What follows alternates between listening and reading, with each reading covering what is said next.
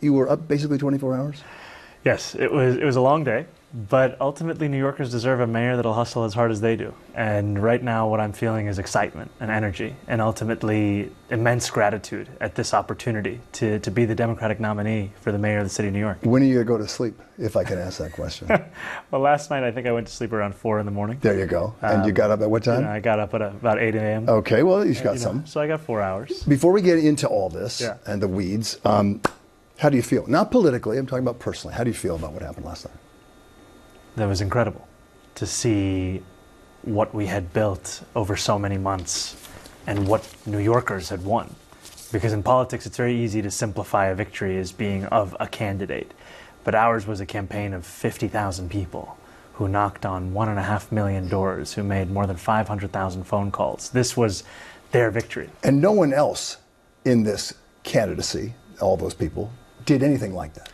No, this was distinct. And I think for a long time we've been told that mayoral races are ones that are won or lost on the airwaves, on the amount of money you can raise for the ads that you can share with New Yorkers. And those are important. But ultimately we believe in a politics of no translation. And there's no better example of that than New Yorkers speaking directly to New Yorkers, where you knock on someone's door and you talk to them about why you've just walked up 5 floors of a 6th-floor walk-up for the 2nd hour in a row. Or across the entire place of Manhattan, right? Which you did all the way. How long did that take you?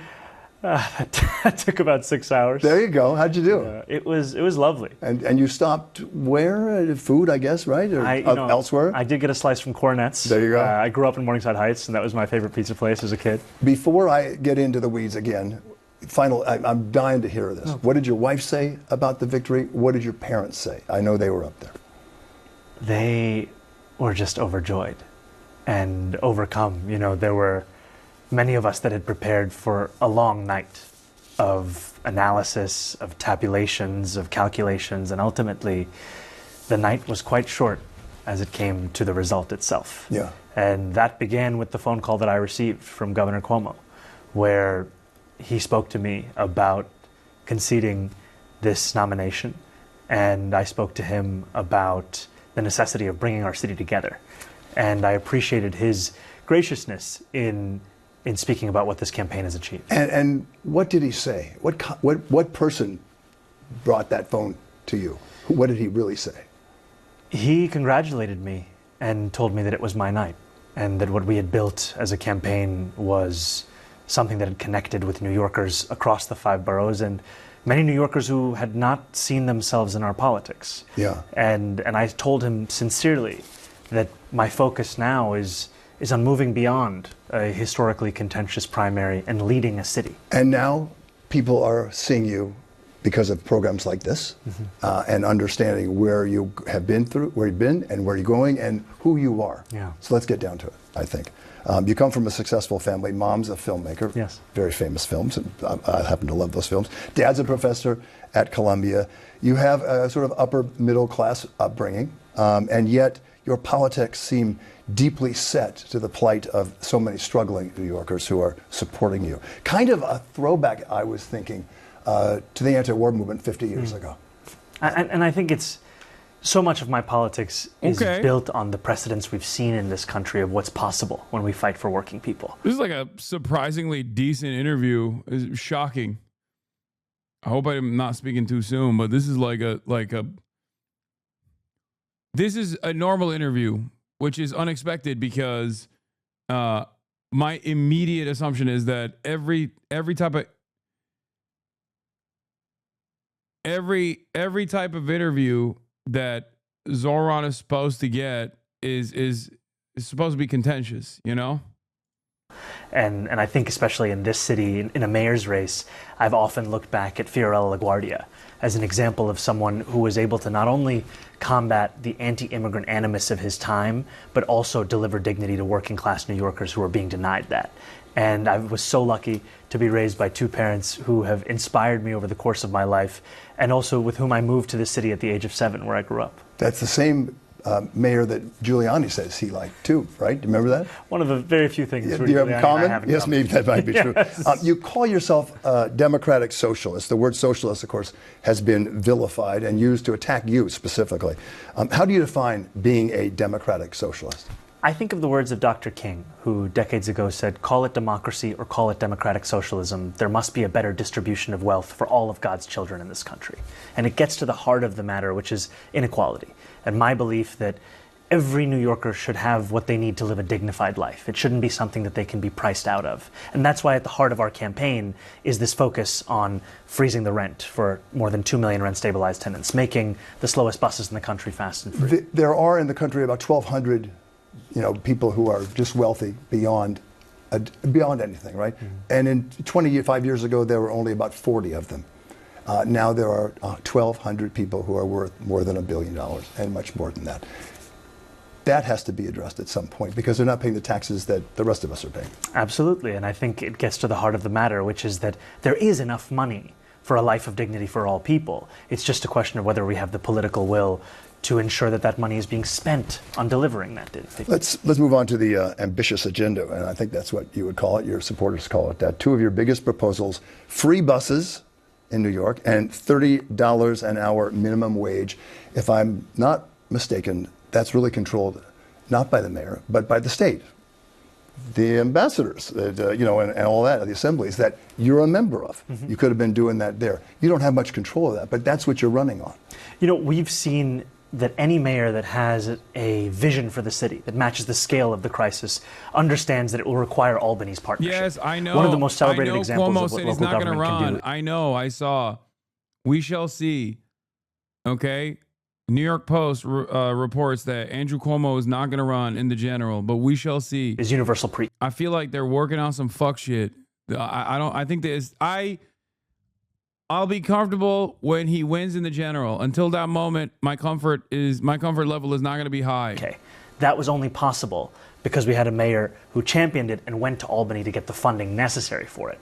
And I think even when we're thinking about congestion pricing in this moment, that's an idea that, again, needed the partnership of Albany. So what I'm proposing is firmly in line with that precedent. And I've also seen firsthand there's a lot of interest in delivering the transformation of the slowest buses in the country into ones that are fast and free. And we're talking about $700 million in the context of a state budget of more than $250 billion and a city budget of about $113 billion. Do you worry that you're not going to be able to pay for all that? That's a lot of money happening, right? I'm confident that we'll be able to pay for it because it's, as you said, that the money is there. We're speaking about a city where we have some of the wealthiest people in the world. We have some of those most profitable corporations. And we've put forward a plan that we would raise $10 billion in additional revenue, $9 billion from two major taxes. The first, matching the state's top corporate tax rate to that of New Jersey, 11.5%.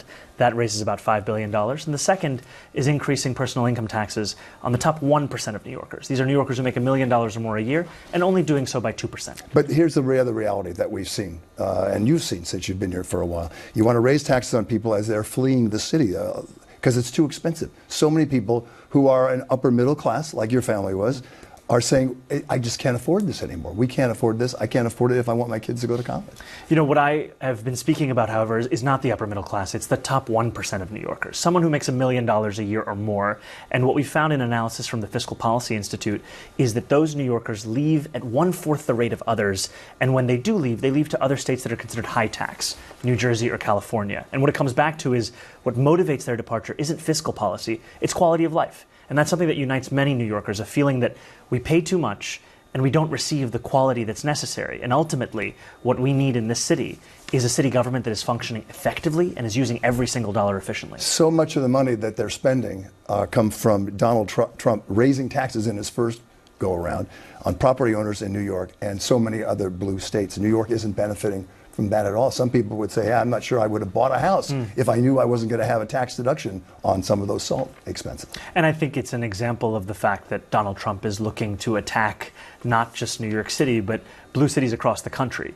And what we've seen is that his single hallmark achievement of his first term were tax cuts for those corporations and those billionaires. And in the proposal I've put forward over the course of this campaign, at the end of it, those 1% and the most profitable corporations would still pay less in taxes than they had before Donald Trump. And you're getting cheers from that, I think, from a lot of people who are watching this. I asked you about how you paid for them. There was one thing we read recently, Politico, saying it's going to cost up to tens of billions of dollars, what you're saying. it's going to cost us. So that's not accurate as it pertains to free buses and universal childcare. That's talking about a long-term vision for the construction of housing.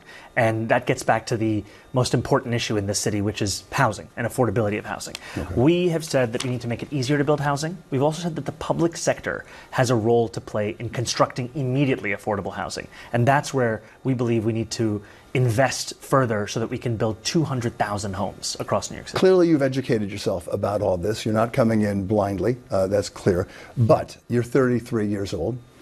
I remember when I was 33. It's a good part of your life. There's no question. You spent 4 years in the Assembly. You've never run a big organization, much less a big city. New York City's budget for the next year is more than $114 billion. That's roughly a third of it is in New York City schools. And there are some who wonder, directly at you, not menacingly.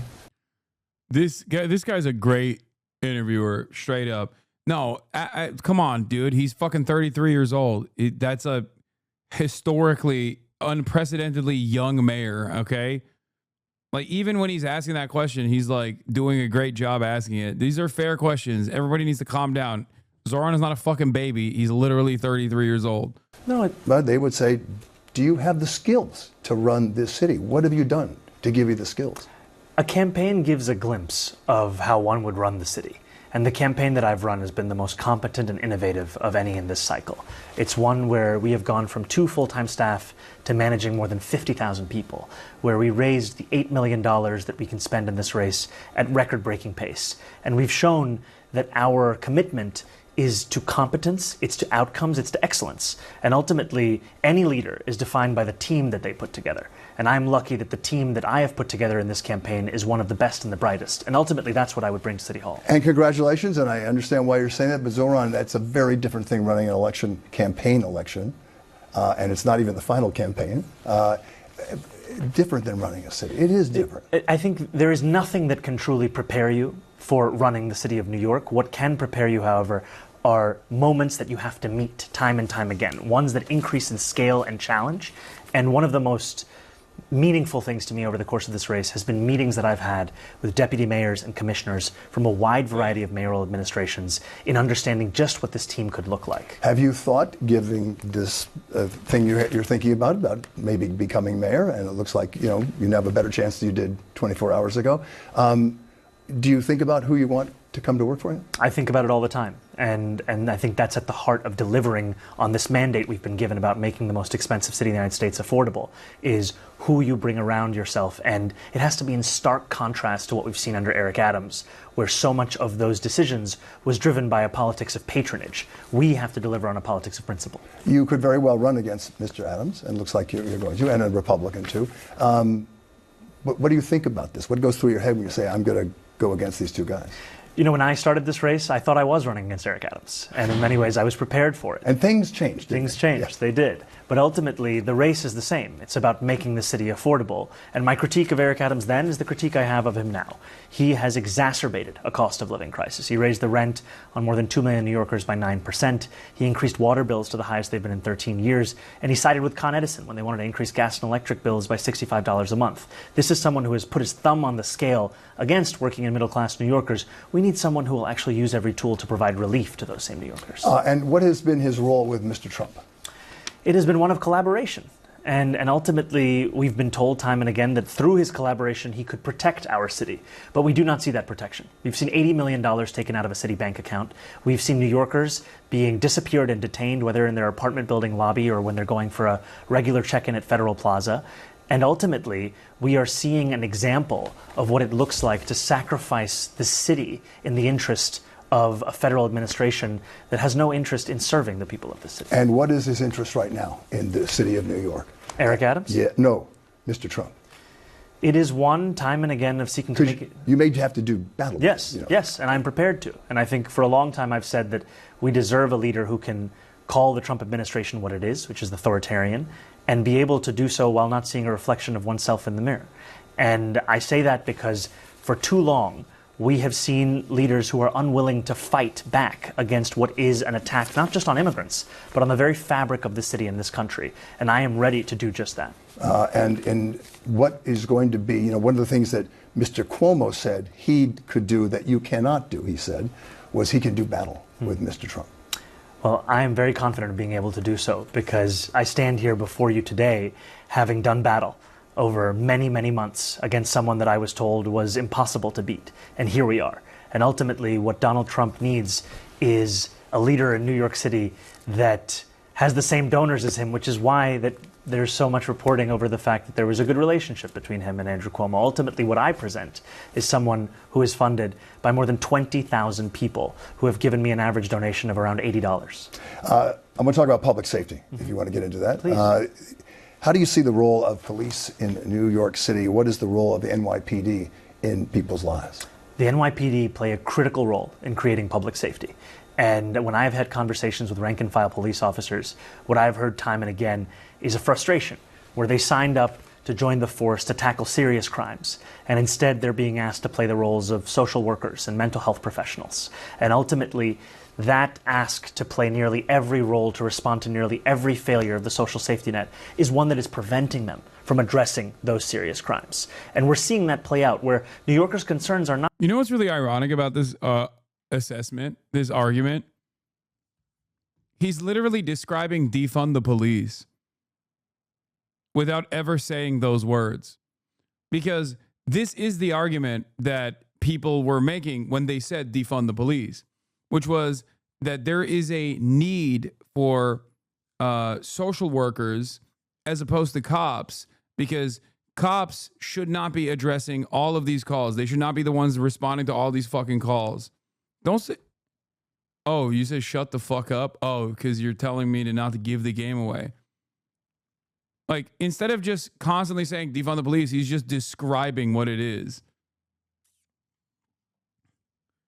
And it's ironic because, like, if people did this, if Democrats actually treated this with, like, a little bit of seriousness, you could have just as easily fucking made what people understand when people say defund the police into this. Okay? And that's what's so fucking annoying about it. If Democrats didn't spend every waking moment shitting on defund the police as a slogan and basically leaning into the right-wing framing of the word, I think that there might have been better legislation crafted around this issue. Hasan, you are being counterproductive. No, it's not the slogan that is at fault. It's the fact that people didn't just like immediately work to explain what this means and instead fucking constantly run around and antagonize against this.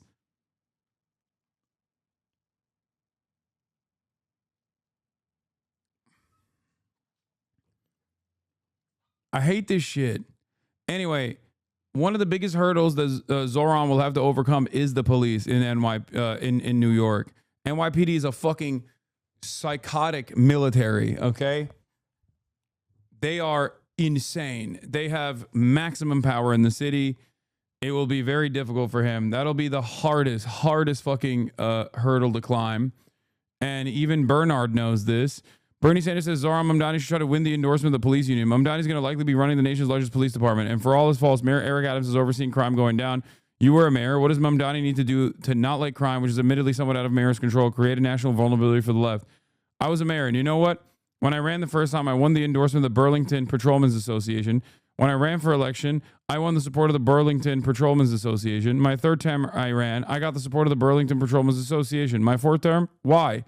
Because we recognize that being a police officer is very difficult work, and our police officers got to be treated with respect to do enormously important work. Now, of course, Bernie's a fucking boomer, and the way that he's describing it is like also in the most boomer ways possible.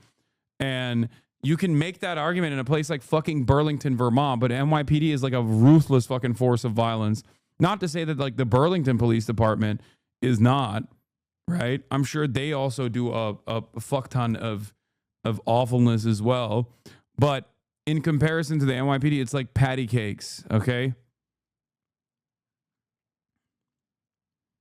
Like it's ridiculous. The NYPD is a demon in and of itself, is a force to be reckoned with.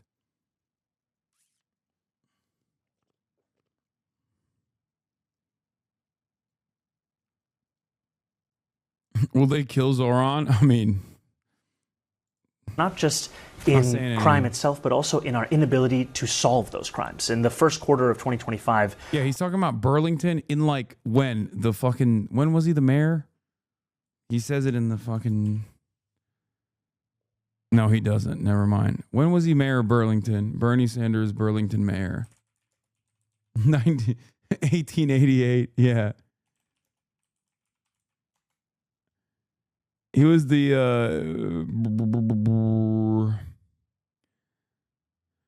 mayor of Burlington from 1981 to 1989, bro. That's a whole different demon. We're talking pre 9/11. Okay? We're talking pre 9/11, pre 90s even. Okay? That might as well be a whole different planet, a whole different country. Yeah, a Burlington cop killed someone while watching a Matt Walsh video this past year. Yeah, except, once again, Shelburne Sargent was watching a YouTube video at the time of fatal crash. Oh my God, he was watching Matt Walsh while he fucking killed someone in a car accident, of course. Again, new Burlington, different than old Burlington. Like, yeah, the USSR existed. Only 35% of crimes were solved. And we want to make sure police can actually do their... Like, even in the 80s, as a matter of fact, like, look at the NYPD in the 80s versus the NYPD now. Or rather, look at the NYPD in the 80s versus the Burlington Police Department in the 80s, okay? There is layers to this. These are very different demons that we're talking about. Their job. I've said time and again, we're going to keep the same number of officers that we have. We're just going to let them actually focus on serious crimes and ensure we hire mental health professionals and social workers to respond to those crises. Okay, I want to just have you repeat that. You're not saying cut back on the number of cops in New York City. I have said time and again, I'm sustaining the number of officers. Because I'm looking at my notes here, and Democrats 5 years ago, they were leveled. The party was leveled. You remember this? When some proposed defunding the police. It was a word that Democrats would come to rue because they shouldn't have said that. Because it was not what they meant, but they said, we can't do this anymore. That's not what you're saying. No, I am very clearly not defunding the police. I'm sustaining the headcount of officers, and I'm looking to actually address the crisis within the NYPD. I kind of like the way he's approaching that too, because he's not saying nothing about overtime. You know what I mean? Money's got to come out of somewhere, okay? He's not talking about overtime. He's not talking about hazard pay. He's not talking about how he's going to, reorient the police. He's just saying, I'm going to sustain the head count. I'm going to sustain the head count of the police. We're seeing 200 officers. Shut up, Hasan. Shut the fuck up. Officers leave the department every month. About a quarter are considering departure, and a leading cause is forced overtime. And one of the reasons for that forced overtime is you're asking officers to work doubles and triples, and they're doing that because you're asking them to do every job. You've proposed addressing the... That's not the reason why they're getting overtime pay. He knows that. That's a great way to fucking reframe it, though. God, he's such a good communicator. It's crazy. Before people say, fucking Hasan, shut up. Like, you have to understand, he knows what he's talking about. I know what he's talking about. And you think the fucking cop unions don't know what he's talking about? They know what he's talking about.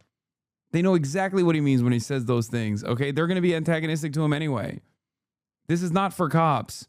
This is not for the police union. This is not for the police, the Sergeant Benevolence Association. This is for the audience to be more receptive to the message.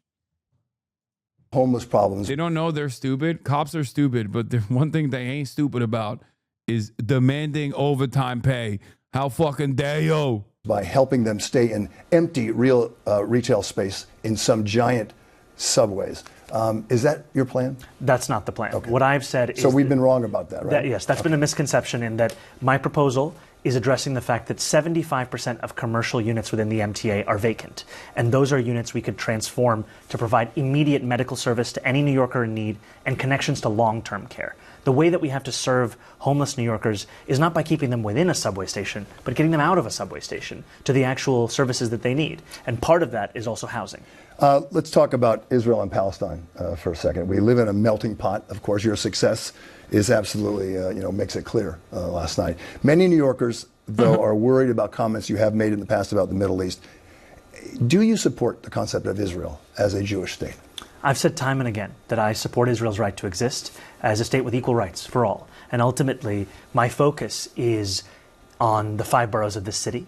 And I know, however, that New Yorkers' hopes and dreams and fears extend beyond these 5 boroughs. And while I have made very clear my belief in universal human rights and my commitments to that end, I've also made clear a commitment that I am looking to lead every New Yorker, not just those that agree with me, not just those that voted for me. And leadership means having the difficult conversations. It means extending yourself to understand those disagreements and also the complexities of them. And that is something that I look forward to living up to each and every day. 1 in 10 New Yorkers is Jewish. Many have concerns about your stance. You have a second, you can talk to them right now. What do you have to say to them? Anti-Semitism is a real issue in this city and in this country, and there's no place for it.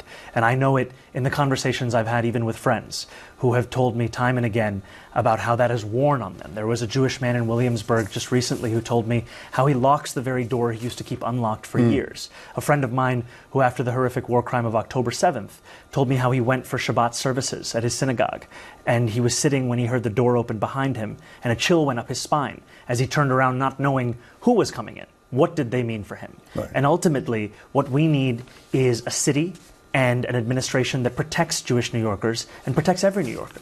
And part of that is actually the commitment to invest 800% increase in anti-hate crime programming, such that we can actually root out the bigotry in this city. The world, I think, is safe to say, wants peace. Only a few on both sides of the Middle East wars look for continued war. I think that's safe to say. New York's melting pot is all about stopping wars and bringing people together. I think that if the world did what we did, it would be a better world. This shit is going to get old so fast. I've seen non-political friends talk about how gross Stephen Colbert was. Yeah. No, it's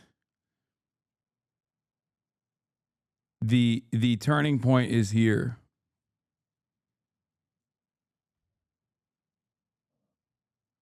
It's fucking over, dude. Like, the whole constantly badgering people, constantly fucking bashing people over the head with this whole, like, you're anti-Semitic, people think you're anti-Semitic, people are saying you're anti-Semitic, your statements about Israel-Palestine are controversial. All this shit is so fucking played out. And because they've, like, maxed out on this so much that people immediately know what you're talking about, okay? The obvious scary side of this is that it also offers protective cover to a lot of real anti-Semites too. But as far as having a fucking real conversation, as far as having a normal conversation about literally the ongoing ethnic cleansing of Palestinians, it's like that I think is there's a endless amount of freedom now to be able to have that conversation, and it's a good thing. And I'm glad that Zohran didn't fucking fold on that shit. Because I think, especially given his background, again, brown, Muslim, socialist, like, this is, under different circumstances, considered like a demographic that is supposed to play ball unconditionally with the powerful interests, instead of like going up against them and bravely saying, nope.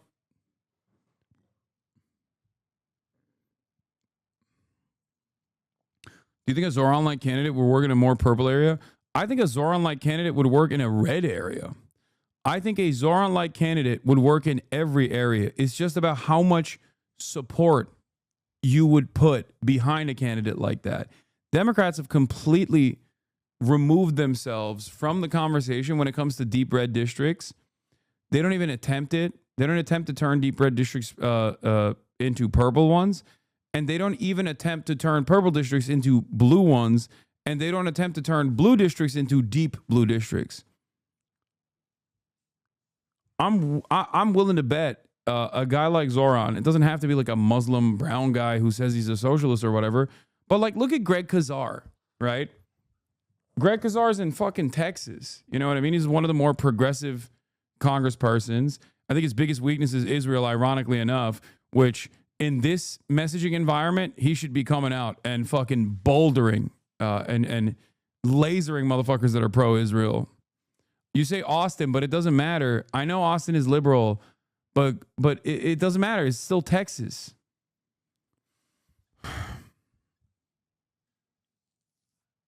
I think my local DNC is trying to overhaul the party in our red area to stand by more progressive candidates. I think there are so many. You're a friendy for Greg Kazar is so insane because I think he's good. He's dynamic. He's a close to Zohran, maybe not to the same degree as Zohran, but he is a candidate similar to that. People here like Jasmine Crockett too. See, as opposed to Jasmine Crockett, who I don't like at all, who I think is exactly the type of like young Democrat who's just an establishment Democrat, but with a newer aesthetic.